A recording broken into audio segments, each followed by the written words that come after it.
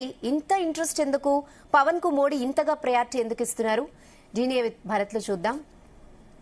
So బంధం బలపడింది అనుకోవచ్చా? అంటే మోడీది పవన్ కళ్యాణ్. ఎస్, చాలా మంచి అండర్స్టాండింగ్ ఉంది. ఇవాళ ఆ స్టేజ్ మీద దాదాపు 50 మంది వరకు ఉన్నారు. మీరు చూసారు, అన్ని రాష్ట్రాల ముఖ్యమంత్రులు అందరూ ఉన్నారు. ఇద్దరు దగ్గర మాత్రమే ఆగారు ఆయన. మిగతా వాళ్ళందరికీ నార్మల్ గా నమస్కరించుకుంటూ వెళ్లారు. ఒకళ్ళు పవన్ కళ్యాణ్, రెండో చంద్రబాబు నాయుడు. చంద్రబాబు నాయుడు కంటే కూడా ఎక్కువ సమయం పవన్ కళ్యాణ్ దగ్గరే ఉన్నారు. సో ఎంత జోవియల్ గా మాట్లాడారో మనకు తెలుసు. ఇప్పుడనే కాదు, హర్యానా ముఖ్యమంత్రి ప్రమాణ స్వీకారంకు వెళ్ళినప్పుడు కూడా ఫస్ట్ టైం అప్పుడు కూడా ఎన్డీఏ పాలిత రాష్ట్రాల ముఖ్యమంత్రులు, డిప్యూటీ సీఎంల మీటింగ్ జరిగింది. దానికి కూడా పవన్ కళ్యాణ్ అటెండ్ అయ్యారు. అటెండ్ అయినప్పుడు మోడీ అందరి ముందు క్యా సనాతన్ బాబు, అప్పుడు ఎందుకంటే తిరుపతిలో లడ్డు వివాదం ఉంది, సనాతన ధర్మం గురించి ఆయన చేసిన స్పీచ్ ఆయన బాగా ఆకర్షించింది. ఓకే, సో అందువల్ల క్యా సనాతన్ బాబు క్యా కర్రే అంటే అందరి ముందే చాలా ఉల్లాసంగా, ఉత్సాహంగా పలకరించారు. మీరు చూడండి, మిగతా వాళ్ళ దగ్గర సీరియస్ గా ఉన్నా పవన్ కళ్యాణ్ దగ్గరకు వచ్చేసరికి ఆ కెమిస్ట్రీ బయటపడుతూ ఉంది. అయితే వీళ్ళిద్దరి మధ్య సంబంధం ఎప్పుడు ఈ విధంగా అయిందంటే మోడీ పవన్ కళ్యాణ్ మధ్య, నిజానికి మీకు తెలుసు 2014 నుంచి 19 మధ్య, 2014లో పవన్ కళ్యాణ్ మోడీని అహ్మదాబాద్ వెళ్లి కలిసి ఎలక్షన్స్ ముందు, అప్పుడు తెలంగాణ రాష్ట్ర విభజన ప్రాసెస్ లో భాగంగా జరుగుతుంది, రాష్ట్ర విభజన జరగడం ఖాయం. ఆ సమయంలో నరేంద్ర మోడీకి పవన్ కళ్యాణ్ వెళ్లి, ఎందుకంటే ప్రజారాజ్యం పార్టీ 2012లో విలీనం అయిపోయింది. పవన్ కళ్యాణ్ రాజకీయాల్లోకి వస్తాడని కూడా ఎవరికి తెలియదు. జనసేన పార్టీ సంబంధించి ఆయన అప్పుడే అనౌన్స్మెంట్ చేశారు. ఆ చేయబోయే క్రమంలో అహ్మదాబాద్ వెళ్లి నరేంద్ర మోడీని కలిసి సపోర్ట్ అనౌన్స్ చేశారు, నేను మీకు మద్దతు ప్రకటిస్తున్నానని చెప్పి. ప్లస్ ఇంకా అల్టిమేట్ గా ఎలక్షన్ లో టీడీపీ, జనసేన, నరేంద్ర మోడీ కలిసి వెళ్లాయి. ఆంధ్రప్రదేశ్ లో బ్రహ్మాండమైన మెజార్టీ వచ్చింది. కానీ 2 సంవత్సరాల తర్వాతనే పవన్ కళ్యాణ్ ప్రత్యేక హోదా ఇవ్వలేదంటూ బీజేపీని క్రిటిసైజ్ చేశారు. పాచిపోయిన లడ్డు ఇచ్చారు, ప్రత్యేక హోదా ఇవ్వలేదు అని చెప్పి ఒక 1 ఇయర్ బానే ఉన్నారు. 2014లో మోడీ ప్రమాణ స్వీకారోత్సవానికి కూడా అటెండ్ అయ్యారు. అటెండ్ అయ్యి ఆ తర్వాత 1 ఇయర్ నుంచి ఇక క్రిటిసిజం మనకు గుర్తుండే ఉంటుంది. వెంకయ్యనాయుడు పాచిపోయిన లడ్డూలు ఇచ్చారు మాకు అని చెప్పి కమ్యూనిస్టులతో వెళ్ళిపోయారు పవన్ కళ్యాణ్. కమ్యూనిస్టులతో వెళ్లిపోయి 2019 ఎలక్షన్స్ లో కేవలం 6% ఓటింగ్ మాత్రమే వచ్చింది ఆంధ్రప్రదేశ్ లో కదా. సో మళ్ళీ ఓడిపోయిన తర్వాత ఆయన ఎన్నిక ఓడిపోయిన తర్వాత గ్రహించారు, ఇప్పుడు రాష్ట్రంలో ఎదగాలంటే నాకు ఏదో కేంద్రంలో డెఫినెట్ గా ఒక సహకారం అవసరం. అనవసరంగా అప్పుడు ప్రత్యేక హోదా అంశాన్ని ఈయన పెద్దగా చేసినా ప్రజలు పెద్దగా పట్టించుకోలేదు కదా. ఆంధ్రప్రదేశ్ ప్రజలు ఎప్పుడు పెద్దగా పట్టించుకున్నట్టు అనిపించలేదు. అప్పుడు జగన్ దాని గురించి పోరాడేసరికి, జగన్ దాని గురించి గట్టిగా ఫైట్ చేసేసరికి చంద్రబాబు నాయుడు బయటకు వచ్చారు. ఆ బయటకు రావడం వల్ల చంద్రబాబు నాయుడుకు నష్టం అయిపోయింది. బీజేపీ సపోర్ట్ ఉంటే అంత దారుణంగా చంద్రబాబు నాయుడు ఓడిపోయేవారు కాదు అని తెలిసింది. ఇప్పుడు బీజేపీ సపోర్ట్ ఉండబట్టే కదా చంద్రబాబు నాయుడు మళ్ళీ గెలిచారు కేంద్రంలో. సో అప్పుడు హిస్టారికల్ బ్లండర్ టీడీపీ చేసింది కాబట్టి నేను తప్పు చేయకూడదని మళ్ళీ పవన్ కళ్యాణ్ ఎన్డీఏతో మళ్ళీ ఎలక్షన్ అయిన వెంటనే ఒక 6 నెలలకే ఎన్డీఏతో కలిసిపోయారు. కలిసిపోయిన తర్వాత మళ్ళీ ప్రధాని మోడీని ఎప్పుడు కూడా కలిసే ప్రయత్నం చేయలేదు. కింది స్థాయిలో బిఎల్ సంతోష్, తర్వాత జేపీ నడ్డా పార్టీ అధ్యక్షుడు, ఇక్కడ వరకు మాత్రమే కలిశారు. పవన్ కళ్యాణ్ కూడా ఎందుకో ఆయన దాన్ని గిల్టీయా మరేంటి అంటే నరేంద్ర మోడీని నేను ఆ ప్రత్యేక హోదా విషయంలో విమర్శించానన్న ఉద్దేశంతో పెద్దగా ఆయన కూడా కలిసేందుకు ప్రయత్నం చేయలేదు. అయితే టర్నింగ్ పాయింట్ ఎక్కడ అంటే వీళ్ళిద్దరి మధ్య రిలేషన్ చాలా మందికి తెలీదు ఈ విషయం. మోడీ పవన్ కళ్యాణ్ మధ్య రిలేషన్ టర్నింగ్ పాయింట్ ఎక్కడంటే వైజాగ్ లో మనకు గుర్తుంటుంది. వైజాగ్ లో పవన్ కళ్యాణ్ ఒకరోజు మొత్తం జగన్ కు పాలనకు వ్యతిరేకంగా, అంటే ఎన్నికలకి ఇంకో సంవత్సరం ముందు, అప్పుడు చంద్రబాబు నాయుడు అరెస్ట్ కాలేదు, వైజాగ్ లో ఆయన ర్యాలీ నిర్వహించాలి, జనసేన పెద్ద ఎత్తున వైజాగ్ నగరాన్ని దిగ్బంధించాలి అన్న విషయం మీద ఆయన పెట్టినప్పుడు ఆయన హోటల్ బయటి నుంచి రాకుండా పోలీసులు అడ్డుకున్నారు. గుర్తుంది కదా ఆ ఇన్సిడెంట్. నోవాటెల్ హోటల్ దగ్గరే అడ్డుకున్నారు. ఆయన కనీసం ర్యాలీ కూడా చేయనివ్వలేదు. సో అప్పటి వరకు కూడా ఏంటంటే వైసీపీ మోడీ ఇద్దరు ఫ్రెండ్లీ, బీజేపీ ఫ్రెండ్లీ అనే ఉంది. ఈవెన్ దో జనసేన ఎన్డీఏలో ఉన్నప్పటికీ దే ఆర్ కంఫర్టబుల్. ఎందుకంటే నిర్మలా సీతారామన్ ఆర్థిక మంత్రి లాంటి వాళ్ళు జగన్ దత్తపుత్రుడు మోడీకి అని స్టేట్మెంట్ ఇచ్చిన పరిస్థితి.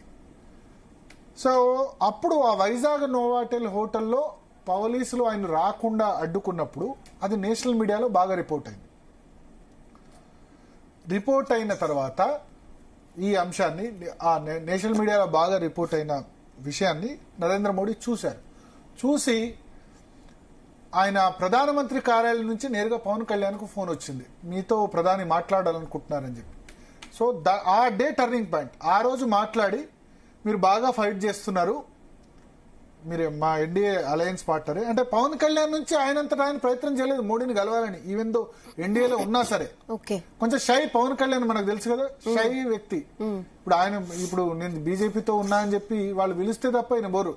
మన మహారాష్ట్ర ఎలక్షన్ లో క్యాంపెయిన్ చేశారు, కానీ ఢిల్లీ ఎలక్షన్ లో క్యాంపెయిన్ చేయలేదు.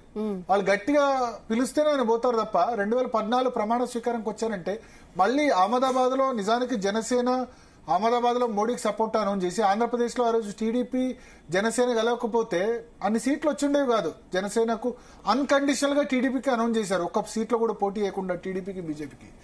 సో అప్పుడు నరేంద్ర మోడీని విజయవాడ వైజాగ్ నరేంద్ర మోడీ ఫోన్ లో మాట్లాడి పవన్ కళ్యాణ్ తో, మీరు బాగా ఫైట్ చేస్తున్నారు, మీరు ఉండండి, ఇదే విధంగా ఫైట్ చేయండి, మేము మీతో ఉంటాం, మీకేమైనా పర్సనల్ గా ఇబ్బంది అయితే చెప్పండి, అంటే పోలీసులు వాళ్ళు ఏమైనా మిమ్మల్ని ఇబ్బంది పెడితే నాకు చెప్పండి, నేను చూసుకుంటానని నరేంద్ర మోడీ చెప్పారు.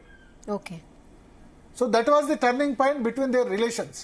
తర్వాత ప్రధానమంత్రి కార్యాలయం ఆఫీస్ నుంచి కూడా పవన్ కళ్యాణ్ తో మాట్లాడారు. మాట్లాడిన తర్వాత నెక్స్ట్ వైసీపీ వైజాగ్ సభ పెట్టింది, ప్రధానమంత్రిని ఇన్వైట్ చేసింది. 5 లక్షల మందిని వైసీపీ తమ సొంత పార్టీ కార్యకర్తలను పిలిచి, అంటే జగన్ ప్రధానమంత్రికి తన క్లోజ్నెస్ కు నిరూపించేందుకు వైజాగ్ సభ పెట్టారు.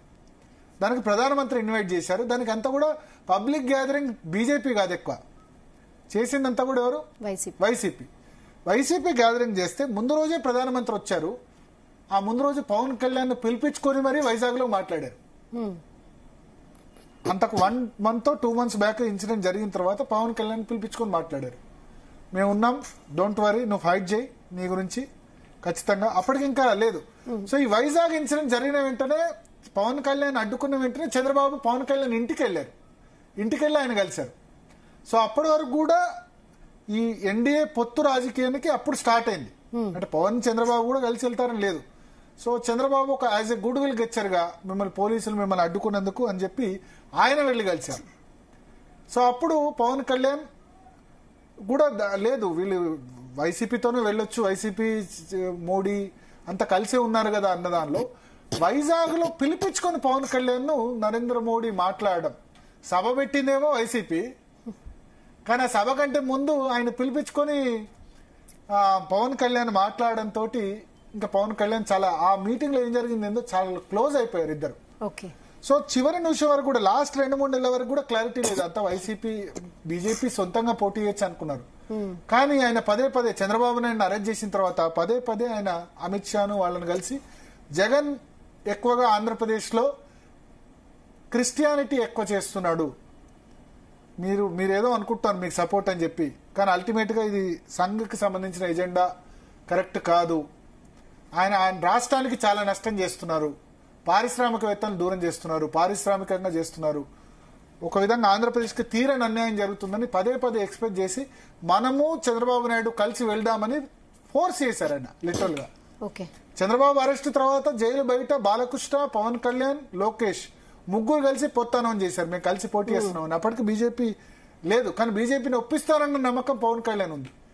సో అప్పుడు ఈ పవన్ కళ్యాణ్ స్ట్రెచ్ చేయగా ఒకసారి అమిత్ షా వాళ్ళు చంద్రబాబు నాయుడు పిలిపించి మాట్లాడారు జైలు నుంచి బయటకు వచ్చిన తర్వాత. ఆ తర్వాత జగన్ కూడా చెప్పేశారు, పార్లమెంట్ సమావేశాలు నడుస్తున్నాయి, ఇంకా 2 నెలల ఎలక్షన్ ఉంది, అప్పటి వరకు పొత్తు కూడా ఫైనలైజ్ కాలేదు, జగన్ మేము టీడీపీతో వెళ్తున్నాం, మోడీ అమిత్ షా ఇద్దరు కలిసి జగన్ తో మాట్లాడారు, నీకైతే ఇబ్బంది లేదు, నీ కేసుల గురించి, ఇది ఇన్సైడ్ ఇన్ఫర్మేషన్, నీ కేసుల గురించి అయితే నీకు ఇబ్బంది లేదు, కానీ మేము అక్కడ వెళ్ళాలి, ఎందుకంటే మా ఎన్డీఏను పెంచుకోవాలి, మేము ఎన్డీఏలో కొత్త పార్టీలను ఇన్వైట్ చేస్తున్నాం, అందులో భాగంగా మేము నితీష్ కుమార్ను కూడా పిలిచాం, మేము టీడీపీని పెంచుకోవాలి, నువ్వా ఎన్డీఏలో జాయిన్ కావు. ఎందుకంటే జగన్ ఎందుకు జాయిన్ కావాలంటే జగన్ కు ముస్లిం క్రిస్టియన్ ఓట్ బ్యాంక్ అవుట్ రైట్ గా ఉంది. సో ఆయన బీజేపీతో వెళ్తే ఆయనకు న్యాచురల్ గానే ఇబ్బంది, అయినా సరే అండర్స్టాండింగ్ ఉంది. సో క్లియర్ గా చెప్పేశారు జగన్, వద్దు అని జగన్ చెప్పినా సరే నీకేం ఇబ్బంది ఉండదు, మేము మా సీట్స్ అయితే పెంచుకోవాలి కదా అని చెప్పి వెళ్ళారు. ఓకే. సో పవన్ కళ్యాణ్ తో రిలేషన్ ఆ విధంగా బిల్డప్ అయింది.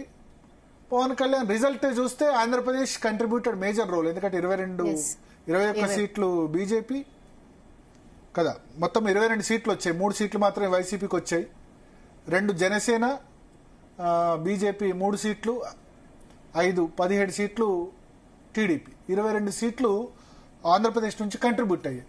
కంట్రిబ్యూట్ అయిన తర్వాత మనం చూసాం పార్లమెంట్ సెంట్రల్ హాల్లో నరేంద్ర మోడీ, చంద్రబాబు నాయుడు నరేంద్ర మోడీని పొగిడారు, నితీష్ కుమార్ నరేంద్ర మోడీని పొగిడారు. కానీ నరేంద్ర మోడీ పవన్ కళ్యాణ్ పొగిడారు పార్లమెంట్ సెంట్రల్ హాల్లో. ఏ పవన్ నై ఏ తుఫాన్ ఏదో వర్డ్ కామెంట్ చేశారు, నాకు సరిగ్గా గుర్తు రావట్లేదు. పవన్ క్యా కమాల్ కియా, ఎంత పెద్ద కమాల్ చేశాడు పవన్. తుఫాను ఆంధ్రప్రదేశ్ ను చుట్టూ ఎట్టేసింది, అందుకని మాకు 22 సీట్లు వచ్చాయని చెప్పి ఫస్ట్ స్పీచ్ మోడీ ఇంకా ఎన్డీఏ పార్లమెంటరీ పార్టీ నేతగా ఆయన ఎలక్ట్ చేసుకునే సందర్భం, ప్రధానమంత్రిగా థర్డ్ టైం ప్రమాణ స్వీకారం చేయకముందే చెప్పేశారు. సో పవన్ కళ్యాణ్ అంటే ఒక మంచి ఇంప్రెషన్ ఏర్పడ్డది. ఎందుకు, నన్ను రైట్ టైంలో రైట్ గా గైడ్ చేశారు. నేను గనక ఇప్పుడు ఎన్డీఏ కలిసి పోటీ చేయకపోతే, 22 సీట్లు అక్కడ రాకపోతే, ఆంధ్రప్రదేశ్ లేకపోతే మోడీ ప్రభుత్వం మళ్ళీ ఏర్పడ చాలా కష్టం అయ్యేది కదా. సో పవన్ కళ్యాణ్ ఆ రాజకీయ మూడ్ని కరెక్ట్ గా గ్రహించి తనను కరెక్ట్ గా గైడ్ చేశారని. ఎందుకంటే పవన్ కళ్యాణ్ స్ట్రెస్ వల్లనే, పవన్ కళ్యాణ్ పదే స్ట్రెస్ చేయడం వల్లే Modi is in favour of going with Jagan. Amit Shah కొంత డైలమాలో ఉన్నారు, చంద్రబాబుతో వెళ్లాలా లేదా అన్నది. సంఘ్ చంద్రబాబుతో వెళ్ళాలి జగన్ కంటే ఎక్కువ అని చెప్పింది. సో ఆ సమయంలో పవన్ కళ్యాణ్ ఏదైతే పుష్ చేశారో, జగన్ ఓడిపోవడం ఖాయం, మీరు అనవసరంగా ఓడిపోయే పర్వలో కాలు పెట్టకండి. ఎందుకంటే 5 సంవత్సరాల జగన్ కు వీళ్ళకి మధ్య ఎటువంటి ఇబ్బంది లేదు. రాజధాని విషయంలో 3 రాజధానులు అంటే కూడా పెద్దగా వ్యతిరేకించలేదు బీజేపీ కదా, పెద్దగా ఉద్యమాలు కూడా చేసింది లేదు. పైగా జగన్ కు ఫేవర్ అయిన వ్యక్తి సోము వీర్రాజునే